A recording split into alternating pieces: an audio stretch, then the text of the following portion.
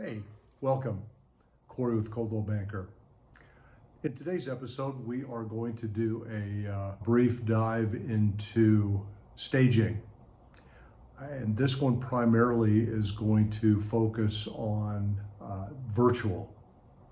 And at the end, we'll show a couple of properties that we have done the physical staging as well. But thought that it might be of interest for someone that is looking at a home and want to visualize what their belongings might look like in a particular room. Might be an opportunity, perhaps you're selling and you would like to present pictures on the MLS that shows a lived-in quality rather than a vacant space, although there is certainly nothing wrong with that. And one of my particular favorites is a hoarder home that I had the opportunity to sell several months ago. And I took a snippet from that and presented that to the virtual assistant and did a staging on a room. And it turned out better than I would have anticipated. And finally, we'll look at a couple of properties, one a premium property and one a average, whatever average means these days, home that have both been staged. And you can have a sense of what that brings as opposed to a empty space. So thanks again for stopping by. And if you have any questions or comments, please leave them below. And without further ado, let's take a look at staging. Example number one is a Rambler in Rose Park, listed at $445,000, 1,320 square feet. Well presented, nice paint, interior remods, but vacant, which is fine. You can imagine your own personal effects, but what if it's staged? Here's our first example of a virtually staged living room. Number one was a perfect example of virtual staging. Simply a photograph was taken of a given space with the appropriate instructions, which could be the type of furniture, the type of design etiquette that you're looking for, particular furnishings, whatever you want. And you are provided with a representation of what that space would look like. So you can imagine if you are trying to present something to a potential client, or you are even a buyer that wants to envision a space and you need a little more assistance. What a great way to go. Example two is a home in Cottonwood Heights. It is a ground floor with a basement, 2,400 square feet. It's been redone, but done nicely. But you can see it is vacant. So you are left to your imagination, which is not a bad thing. But what if you had the opportunity to stage it? The opportunity would be to put this type of a photo on MLS so potential clients could see the property.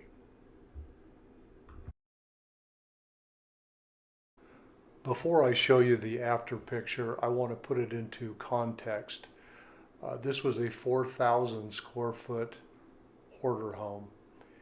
And the entire house was probably, well, not probably, it was worse than this. But I wanted to use this as an example of what virtual staging can do.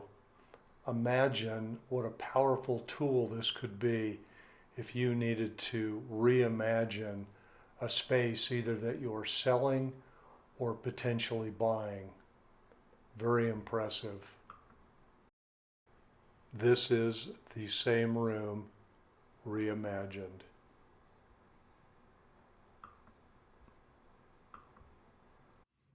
Hard to imagine it's the same place.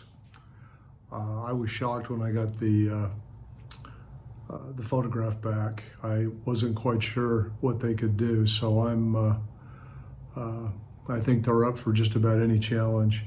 The final pictures I would like to show are literal staging. Now these are both nice homes. One is exceptional. It's a multi-million-dollar home, but it was staged by Lisa.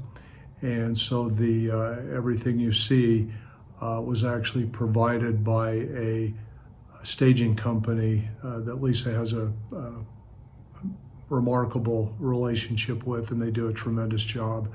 The difference is cost, obviously. If you've got a property that you want to stage with all of the physical attributes of a home, there is an inherent cost, and it can be hundreds of dollars or tens of thousands of dollars. It just depends on the scope and breadth of the job that you're doing, as opposed to the virtual that you saw earlier. That's basically manipulating a photograph. So while you can't see it in person, you can certainly see and imagine what that thing would, that property would potentially look like. So anyway, the next stop is going to be a purpose-built or purpose-filled staging.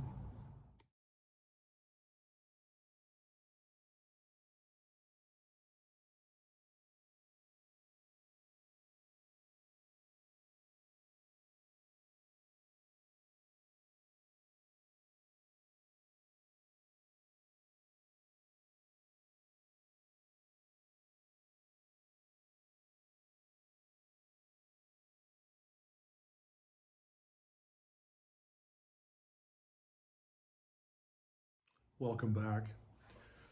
So there you have a brief view of some of your options. Again, the live staging, hard to beat, but it can be expensive. So obviously if you've got a entry-level home, might be out of the budget, unless you've got some personal belongings that would fit the whatever design etiquette might be.